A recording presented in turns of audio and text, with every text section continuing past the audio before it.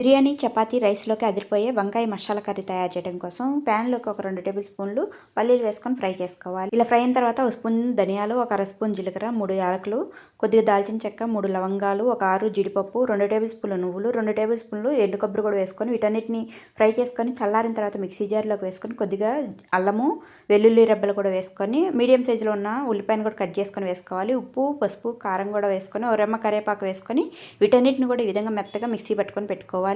ఒక అర కేజీ వంకాయలను కూడా ఈ విధంగా ఘాట్లు పెట్టుకొని మనం మిక్సీ వేసి పెట్టిన ఈ మసాలానంతా వంకాయలకు పట్టించి పెట్టుకోవాలి. ఇప్పుడు ఇదే ప్యాన్లోకి ఒక 2 టేబుల్ స్పూన్ల ఆయిల్ కొంచెం ఎక్కువ వేసుకోవాలి. 2 టేబుల్ స్పూన్ల ఆయిల్ వేసుకొని కొద్దిగా జీలకర్ర వేసుకొని ఫ్రై అయిన తర్వాత ఈ మసాలా పెట్టిన వంకాయలన్నింటినీ మిగిలిన మసాలా కూడా వేసుకొని 2 నిమిషాల పాటు ఫ్రై చేసుకున్న తర్వాత మూత పెట్టేసి వంకాయలు ఇలా మగ్గించుకోవాలి. చిన్న నిమ్మకాయ సైజ్ అంతా చింతపండు రసాన్ని గ్రేవీ తగ్గట్టు వాటర్ కూడా పోసుకొని మూత పెట్టేసి ఫ్లేమ్ మీడియంలో పెట్టేసుకొని కర్రీకి పైన ఆయిల్ తేలేంత వరకు ఉడికించుకొని కొత్తిమీర వేసుకోవాలి.